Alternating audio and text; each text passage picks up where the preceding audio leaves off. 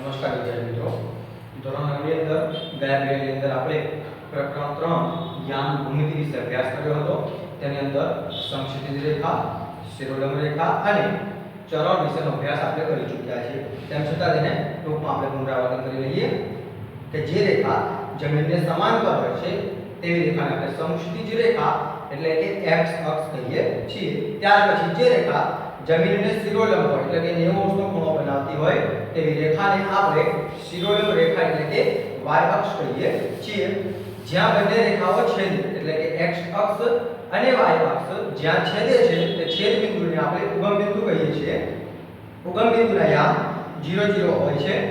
વિદ્યાર્થી મિત્રો, ત્યાર પછી આપણે ચરણ વિશે અભ્યાસ કરી ગયા કે સમતલનું જે ચાર ભાગમાં વિભાજિત થાય છે અક્ષો વડે તે દરેક ભાગને આપણે ચરણ કહીએ છીએ. ચરણની અંદર પ્રથમ ચરણ, દ્વિતીય ચરણ, તૃતીય અને ચતુર્થ ચરણમાં કેવી સંખ્યાઓ હોય? બંને ધન હોય, એક ઋણ અને એક ધન, બંને ઋણ અથવા તો એક ધન અને એક ઋણ હોય એવા ચાર ચરણો આપણે ગઈકાલે શીખી ગયા છે. વિદ્યાર્થી મિત્રો, આજે શરૂ કરીએ છીએ સ્વાધ્યાય 3.1 નો પહેલો પ્રશ્ન. બીજી કોઈ વ્યક્તિને તમારા અભ્યાસના ટેબલ પરના ટેબલ લેમ્પનું સ્થાન કેવી રીતે વર્ણવશો? વિદ્યાર્થી મિત્રો, આપણી પાસે લંબચોરસ ટેબલ હોય, એની ઉપર કોઈ પણ જગ્યાએ લેમ્પ પડ્યો હોય તો આપણે કોઈને કહેવું હોય કે આ લેમ્પ કઈ જગ્યાએ પડ્યો છે ટેબલ પર, તો આપણે કેવી રીતે કહીશું? તો તેના માટે આપણે એક ટૂંકી આકૃતિ દોરીએ જેનાથી આપણને વધુ સરળતાથી સમજ પડી જશે. વિદ્યાર્થી મિત્રો, માની લઈએ કે આપણી પાસે આ જે લંબચોરસ ABCD મેં લખ્યું છે, આ ABCD નામનું ટેબલ છે. શું છે આપણી પાસે? ABCD નામનું ટેબલ. આ લંબચોરસ ટેબલની ઉપર આને આપણે અત્યારે ટેબલ તરીકે ધારીએ છીએ. આ લંબચોરસ ટેબલ ઉપર ક્યાંક લેમ્પ પડ્યો છે L. લેમ્પને આપણે L તરીકે દર્શાવીએ છીએ. આ લેમ્પ પડ્યો છે. વિદ્યાર્થી મિત્રો, હવે લંબચોરસની બે બાજુ છે, એક છે લંબાઈ અને એક છે પહોળાઈ. સામ સામેની બાજુ સરખી હશે એટલે આ લંબાઈ અને પહોળાઈ કેવી છે એની જુદી જુદી છે, તે માટે એ લંબચોરસ છે. તો વિદ્યાર્થી મિત્રો, આ L બિંદુ એટલે કે L લેમ્પ આપણા ટેબલની ધારથી આ બાજુ કેટલો દૂર છે? તો હું એને કહું છું x સેન્ટીમીટર દૂર છે. કેટલા સેન્ટીમીટર? x સેન્ટીમીટર દૂર છે. અથવા તો તેને આ બાજુથી પણ માપી શકાય કે આ બાજુથી આટલો દૂર છે. હવે આ લેમ્પ ડાબી બાજુથી એટલે કે બાજુ AB થી આટલો દૂર છે અને બાજુ BC થી કેટલો દૂર છે એને હું કહું છું y સેન્ટીમીટર. શું કહું છું વિદ્યાર્થી મિત્રો? y centimetre. તો આપણું સ્થાન લેમ્પનું આપણે નક્કી કરી શકીએ અથવા તો કોઈ પણ વ્યક્તિ કે આપણે બીજાના લેમ્પનું સ્થાન નક્કી કરી શકીએ કે લંબચોરસ ટેબલ ઉપર પડેલો લેમ્પ બાજુ AB થી એટલે કે આ ડાબી બાજુ જે છે AB બાજુથી આટલા સેન્ટીમીટર અને નીચેની તરફથી આટલા સેન્ટીમીટર દૂર છે. વિદ્યાર્થી મિત્રો, હજુ વધુ એક ઉદાહરણ આપણે સમજીએ. માની લો કે આ વોઇડ આપણું ટેબલ છે, તેની અંદર હું અહીંયા કોઈ લેમ્પ મૂકી દઉં છું P. તો મારે એને દર્શાવવા તો કેવી રીતે દર્શાવી શકાય કે આ લેમ્પ P જમણી બાજુથી 10 સેન્ટીમીટર દૂર છે અને નીચેની તરફથી 20 સેન્ટીમીટર દૂર છે. તો આપણા તરફ ખ્યાલ આવી જશે કે લેમ્પ થોડો ટેબલની કઈ બાજુ હશે? જમણી બાજુ. કારણ કે બાજુ અંતર કેવું છે? ઓછું. આ બાજુ અંતર કેવું છે? વધારે. તો વિદ્યાર્થી મિત્રો, આ એક પ્રવૃત્તિ બેઝડ દાખલો છે. આ પરીક્ષામાં પૂછાતો નથી, પણ આપણે આપણા જ્ઞાનને તાજું રાખવા માટે, જ્ઞાનને ચકાસવા માટે આવી બધી બાબતો ખૂબ જ જરૂરી છે. આપ સૌ આનો ધ્યાનથી અભ્યાસ કરશો.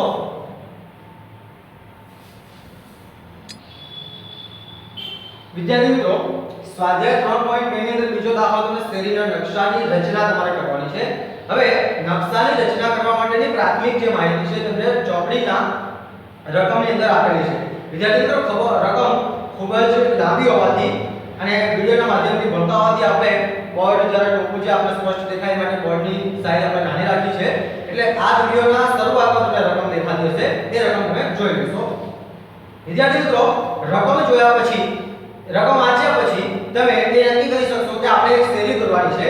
એ રકમની અંદર તમને એવું કહેવામાં આવ્યું છે કે એક શહેરના બે મુખ્ય રસ્તાઓ શહેરના કેન્દ્રની આગળ એકબીજાને છેદે છે. તો વિદ્યાર્થી મિત્રો, સૌથી પહેલા આપણે બે રસ્તાઓ દોરીશું. શું દોરીશું? બે રસ્તાઓ. એક રસ્તો અહીંયા દોરેલો છે આપણે અને એક રસ્તો આવો દોરવાનો છે. એટલે બે રસ્તાઓ શહેરના તમે દોરી નાખ્યા છે. હવે એના આગળથી આપણે રકમ વાંચવાનું શરૂ કરીએ કે આ બે રસ્તાઓ ઉત્તર અને દક્ષિણ દિશાઓ અને પૂર્વ અને પશ્ચિમ દિશામાં જતા હોય છે. હવે આ ઉત્તર દિશા છે, આ દક્ષિણ દિશા છે, પૂર્વ દિશા છે અને પશ્ચિમ દિશા છે. વિદ્યાર્થી મિત્રો, ચાર દિશાની અંદર આ રસ્તો જતો આપણને દેખાય છે. હવે આપણે આલેખની અંદર શીખી ગયા છે કે બંને અક્ષ છેદે છે ત્યાં જવાબ શું મળે છે એટલે કે ઉગમ બિંદુ મળે છે 0 0 શું મળે છે વિદ્યાર્થી મિત્રો આપણને 0 0 વાંચી આગળ રકમ શહેરની બાકીની બધી શેરીઓ આ રસ્તાની સમાંતરે અને પરસ્પર 200 મીટર દૂર છે વિદ્યાર્થી મિત્રો આ રસ્તો જે છે મુખ્ય રસ્તો છે મુખ્ય રસ્તો આપણે વાદળી રંગના ચોકથી દર્શાવેલો છે માની લઈશું આ મુખ્ય રસ્તો છે કેવો રસ્તો છે વિદ્યાર્થી મિત્રો મુખ્ય રસ્તો જે છે એ મોટો હશે કેવો હશે મોટો આ પણ મુખ્ય રસ્તો જે આગળ જાય છે તે કેવો લખી દઉં છું મુખ્ય રસ્તો હવે જ્યારે આપણે શહેરની એ દોરીએ છે શેરી ત્યારે પરસ્પર 200 મીટર દૂર છે અને એકબીજાની સમાંતર છે એટલે કે આને સમાંતર પણ હશે અને આને સમાંતર પણ હશે એટલે વિદ્યાર્થી મિત્રો એવી કુલ 5 શેરી દરેક દિશામાં આવેલી છે 5 શેરી આપણે દોરવાની છે દરેક દિશામાં તો પહેલા હું આ બાજુની દિશામાં દોરું છું પછી ઉપરની દિશામાં તમને દોરીને સમજાવું છું આપણે કોઈ પણ એક તરફ દોરી અને સમજી શકાશે ચલો એને ધ્યાન રાખીશું 200 મીટર દૂર એટલે હું માની લઉં કે આટલું મારું જે માપ છે એ 200 મીટરનું અત્યારે ગણી લઉં છું માટે પહેલી શેરી અહીંયા જશે આ શેરી નંબર 1 તરીકે કઈ શેરી છે વિદ્યાર્થી મિત્રો 1 નંબરની શેરી એટલે અહીંયા જે છેદ બિંદુ મળશે આપણને શું મળશે 1 ત્યાર પછી એટલા જ માપે આપણને બીજી શેરી મળે છે બીજી શેરીનો રસ્તો મળે છે એટલે કે 2 નંબરની શેરી અહીંયા મળશે ત્યાર પછી ત્રીજી શેરીનો રસ્તો આપણને 200 મીટર દૂર મળશે એટલે અહીંયા 2 આવશે અહીંયા 3 આવશે ત્યાર પછી આપણને ચોથી શેરીનો રસ્તો મળે છે એ અહીંયા આવશે 200 મીટર દૂર એટલે કે અહીંયા આવશે 4 मैंने तीन दूर देशो रस्तो જાય છે અને 200 મીટર દૂર આપણે બીજી એક શેરી મળશે 5મી એટલે કે 5મો રસ્તો 5મી શેરીનો નંબર આપણે આપી દઈશું 5મી શેરી મળે છે અહીંયા લખીશું 5 વિદ્યાર્થી મિત્રો આ કોને સમાંતર છે તો આ મુખ્ય રસ્તા ઊભો જે શિરોડમ રસ્તો છે એને બધું સમાંતર છે તો સમાંતર હોવું એટલે કે એકબીજાને છેદતું નથી અને એકબીજાને ન છેદે એટલે કે બંને પરસ્પર સમાંતર છે રેલવેના પાટા જેવું તમને બધું દેખાય છે વિદ્યાર્થી મિત્રો આ એક બાજુની વાત થઈ હવે આવી જે રેખાઓ આડા જ રસ્તાઓ શેરીના આડા પણ આવેલા છે એટલે કે શેરી નંબર 1 200 મીટર દૂર હશે તો અહીંથી આમ જશે તો આ શેરી 1 નો રસ્તો છે શું કહેવાશે આ શેરી 1 નો રસ્તો એટલે કે અહીંયા જે બિંદુ તમને જે મળશે એ શું મળશે 1 મળશે બીજી શેરી જાય છે એટલે કે બીજી શેરીનો રસ્તો જાય છે તો શેરી નંબર 2 હશે માટે અહીંયા છેદ બિંદુ તરીકે આપણે લઈએ છીએ 2 અહીંયા ત્રીજી શેરીનો રસ્તો હશે તો અહીંયા છેદ બિંદુ તરીકે મળશે આપણને સામેની તરફ 3 રો અક્ષ ઉપર ત્યાર પછી ચોથી શેરી જાય છે તો ચોથી શેરીનો રસ્તો લખીશું આપણે 4 અહીંયા છેદ બિંદુ તરીકે મળશે 4 અને ઉપર આપણે મળશે 5મી શેરી વિદ્યાર્થી મિત્રો જેમ 5 શેરી તમે આ બાજુ દોરી છે એમ 5 શેરી તમે આ બાજુ પણ દોરી શકો છો આ ઊભી અને આડી 5 શેરીના રસ્તાઓ તમને આવેલા છે રસ્તાઓને આપણે રેખા વડે માત્ર દર્શાવ્યા છે હવે વિદ્યાર્થી મિત્રો તમને આગળ ચોપડીની અંદર એક પ્રશ્ન પૂછવામાં આવ્યો છે કે આ બંને શેરીઓ કઈ બંને શેરીઓ તો કેટલી છેદતી શેરીઓનું નામાભિધાન 4 અને 3 થઈ શકશે વિદ્યાર્થી મિત્રો 4 અને 3 અહીંયા તમને દેખાતો હશે હું સફેદ રંગના ચોકથી અહીં હાઇલાઇટ કરું છું આ 4 અને 3 નો નામાભિધાન છે નામાભિધાન એટલે કે છેદ બિંદુ છે હવે કેટલી શેરીઓ તમને આની અંદર મળે છે તો આ બાજુ 4 શેરી મળે છે 1 2 3 અને 4 જ્યારે આ બાજુ માત્ર કેટલી શેરી મળે છે 3 શેરી તમને મળે છે બીજો પ્રશ્ન છે કેટલી છેદતી શેરીઓનું નામાભિધાન 3 અને 4 તરીકે થઈ શકશે એટલે કે 3 આ બાજુ તમારે x અક્ષ ઉપર શોધવાનો અને 4 ઉપરની તરફ એટલે કે આ જે વ્હાઇટ ચોકથી મેં હાઇલાઇટ કર્યું છે એ 3 અને 4 નામાભિધાન તરીકે તમે એને જણાવી શકશો એટલે કે આ બાજુથી 3 શેરીઓ છે ઊભી અને આની જે છે કેટલી શેરીઓ છે 4 એટલે કે આ બાજુ 3 શેરી અને આ બાજુ 4 શેરીનું આ નામાભિધાન બને અને આ બાજુ 4 શેરી હોય અને ઉપરની સમાંતર 3 શેરી હોય તો એનું નામાભિધાન 4 અને 3 મળશે વિદ્યાર્થી મિત્રો આ દાખલો ખૂબ સમજવા જેવો છે આપ સૌ શાંતિથી આ નકશાનો અભ્યાસ કરશો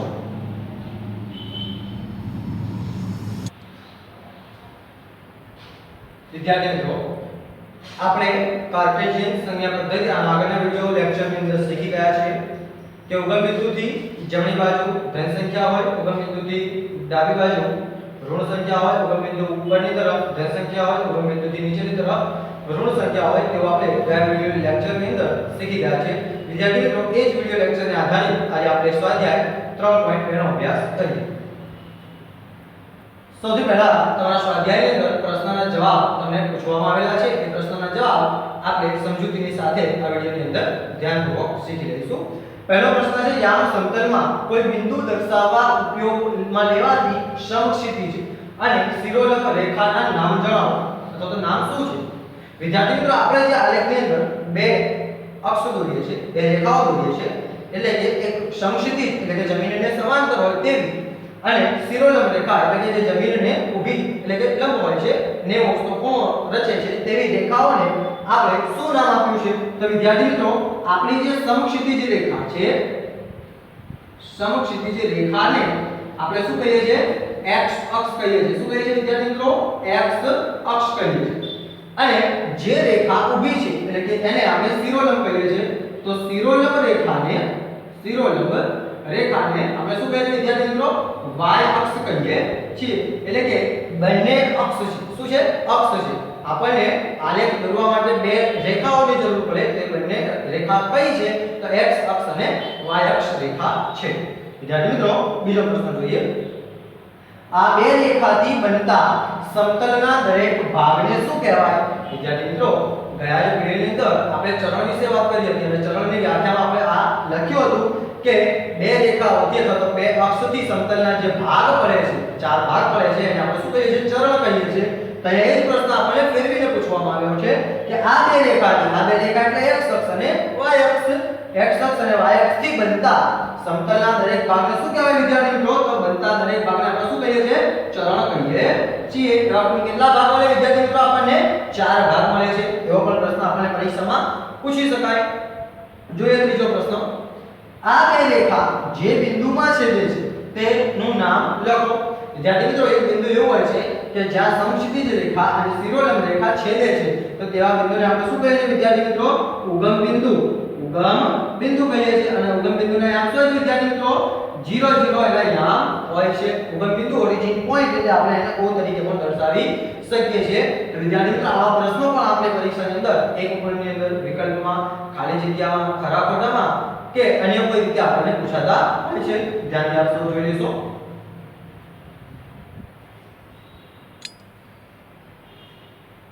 વિદ્યાર્થી મિત્રો સ્વાધ્યાય 3.2 ની અંદર બીજો દાખલો જે છે એ આકૃતિ પરથી તમારે જવાબ આપવાના છે. ઉપર તમને આકૃતિ આપવામાં આવેલી છે, જે આકૃતિ મને અહીંયા બોર્ડ ઉપર દોરેલી છે.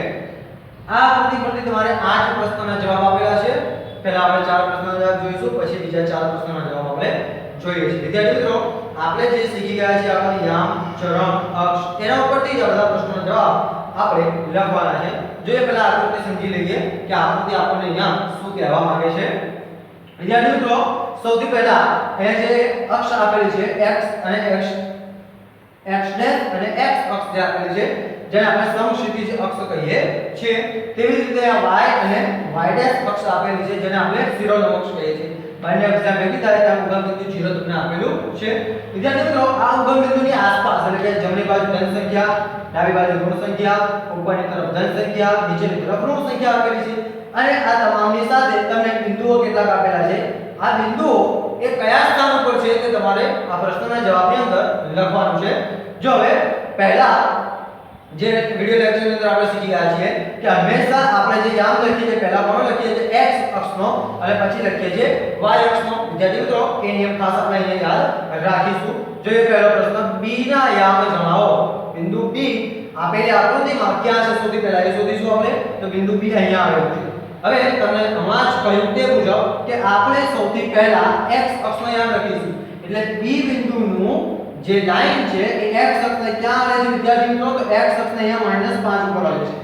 અને ત્યાર પછી યામ લખાય કોનો? y અક્ષનો. કે b બિંદુ એ y અક્ષથી કેટલો દૂર છે. તો વિદ્યાર્થી મિત્રો b ની લાઈન y અક્ષ સુધી ક્યાં પહોંચે છે? તો 2 સુધી પહોંચે છે. એમાં પહેલે આપણે યામ લખીએ છીએ x અક્ષનો એટલે -5 અને પછીથી યામ લખીએ છીએ y અક્ષ એટલે કે 2. તો b ના યામ વિદ્યાર્થી મિત્રો આપણે લખી શકીશું કે -5 અને 2 થાય. અહીં સુધી દરેક વિદ્યાર્થીને સમજ પડી હશે. વિદ્યાર્થી મિત્રો સેમ એવો જ પ્રશ્ન તમને બીજો પૂછવામાં આવ્યો છે કે c ના યામ લખો. તો સૌથી પહેલા આકૃતિની અંદર આપણે c બિંદુ શોધવાનું. બિંદુ c આપણી પાસે અહીંયા છે.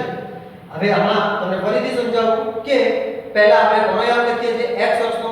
તો પહેલા બિંદુ x અક્ષથી કેટલું દૂર છે જોવાનું. તો x અક્ષથી બિંદુ કેટલું દૂર છે વિદ્યાર્થી મિત્રો? તો અહીંયા x અક્ષથી બિંદુ જેટલા એકમ દૂર છે તો કેટલા એકમ દૂર છે? 5 એકમ. તો x અક્ષ એનો કેટલો થશે? 5 x યા 5 થશે. અને y અક્ષથી કેટલું દૂર છે વિદ્યાર્થી મિત્રો? -5 જેટલું કેટલું -5 જેટલું કારણ કે આ ઉગમ બિંદુથી નીચેની તરફ છે આ માઈનસ સંખ્યા તમને અહીંયા દેખાય છે માટે આ -5 અને આ કેટલો છે 5 માટે વિદ્યાર્થી મિત્રો c ના યામ થશે x અક્ષ ઉપર 5 અને y અક્ષ ઉપર -5 એટલે પહેલા હંમેશા x યામ અને પછી y યામ લખવાનો છે ચાલો ત્રીજો પ્રશ્ન જોઈએ કે બિંદુ -3 અને -5 વાળું બિંદુ જણાવો હવે હમણાં સમજાવ્યું એની ઉલટી પ્રક્રિયા કરીશું આપણે કે -3 પહેલા ક્યાં શોધવાનો છે આપણે x અક્ષ ઉપર અને -5 ક્યાં શોધવાનો છે વિદ્યાર્થી મિત્રો y અક્ષ ઉપર તો x અક્ષ ઉપર -3 અહીંયા જોવા મળે છે અને y અક્ષ -5 ક્યાં જોવા મળે છે અહીંયા એટલે કયું બિંદુ આવે છે વિદ્યાર્થી મિત્રો -3 થી નીચેની તરફ અને -5 થી ડાબી તરફ કયું બિંદુ આવે છે બિંદુ E તો અહીંયા આપણે લખી શકીશું કે કયું બિંદુ આવે છે તો બિંદુ E આવે છે E લખવાનું છે ખાલી જોઈએ ચોથો પ્રશ્ન 2 અને -4 વાળું બિંદુ જણાવો સેમ જ પ્રશ્ન છે વિદ્યાર્થી મિત્રો કે પહેલું બિંદુ જે છે 2 એ આપણે ક્યાં શોધવાનું છે x અક્ષ ઉપર 2 ક્યાં છે અહીંયા અને y અક્ષ ઉપર શું શોધવાનું છે -4 માટે -4 અહીંયા છે 2 અહીંયા છે કયું બિંદુ આવે છે અહીંયા G તો આપણને મળે છે G બિંદુ એટલે આપણે જવાબ લખીશું G બિંદુ અથવા તો G સમજ પડી ગઈ વિદ્યાર્થી મિત્રો જોઈએ હવે આપણે 5 થી ને 8 સુધીના પ્રશ્નો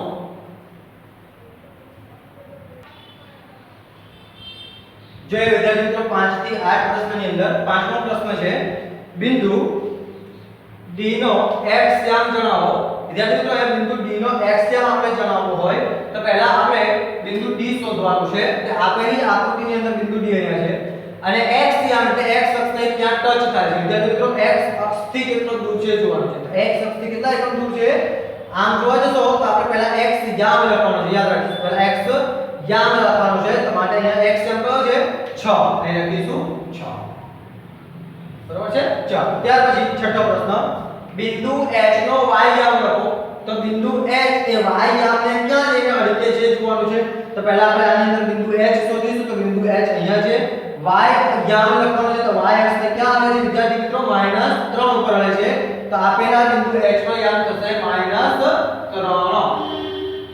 ચલો ત્યાર પછી બિંદુ L ના યામ લખો L બિંદુ આપણી આકૃતિની અંદર ક્યાં આવેલો છે તો L બિંદુ જે છે દોરવાનો રહી ગયેલા છે વિદ્યાર્થી મિત્રો જોઈ લઈએ L બિંદુ તમે અહીંયા દર્શાવેલો છે અહીંયા 5 ઉપર જે આપણે લીલા અક્ષર ચોકથી લખી દઈશું ચલો વિદ્યાર્થી મિત્રો L બિંદુનો યામ તમને 5 આપેલો છે પરંતુ એક યામ કોઈ જગ્યાએ જતો નથી તો 5 એ કયા અક્ષ ઉપર છે y અક્ષ ઉપર તો જે અક્ષ ઉપર બિંદુ આવેલું છે તો એનો x કયો છે વિદ્યાર્થી મિત્રો 0 કારણ કે x અક્ષ ઉપર એ ક્યાંય ખસતો નથી એટલે આ જમણી બાજુ કે નહીં ડાબી બાજુ તો વિદ્યાર્થી મિત્રો એનો x યામ જે છે કેવો દેખાતો હશે 0 અને જે યામ લખેલો છે એ કયો છે 5 તો એ y અક્ષ ઉપર એટલે કે y બાજુ તમે લખશો ચલો વિદ્યાર્થી મિત્રો બિંદુ m ના યામ જણાવો તો આપણે m અત્યારે x અક્ષ ઉપર નથી દર્શાવેલો તમારી રકમની અંદર બિંદુ m અહીંયા દર્શાવવામાં આવ્યો છે જે હવે હું દર્શાવી દઉં છું ચલો વિદ્યાર્થી મિત્રો અત્યારે તમે જે દાખલો જોયો છે જે પ્રશ્ન જોયો કે l અહીંયા હતો y અક્ષ ઉપર તો x યામ 0 હતો હવે m બિંદુ ક્યાં છે અહીંયા છે માટે m કયો યામ 0 થશે y યામ કારણ કે y ઉપર પણ નથી જતો અને નીચે પણ નથી જતો માટે એમાં x યામ તમને આપેલો છે x યામ કેટલો છે વિદ્યાર્થી મિત્રો -3 અને y અક્ષ ઉપર નથી ખસતો માટે એ યામ શું લખીશું આપણે 0 લખીશું તો વિદ્યાર્થી મિત્રો અહીંયા તમારું સ્વાધ્યાય 3.2 પૂર્ણ થાય છે આપ સૌ આ દાખલાઓની પ્રેક્ટિસ કરશો ત્યાર પછી આવતા વિડિયોની અંદર આપણે સ્વાધ્યાય 3.3 વિશે વિસ્તૃત અભ્યાસ કરીશું નમસ્કાર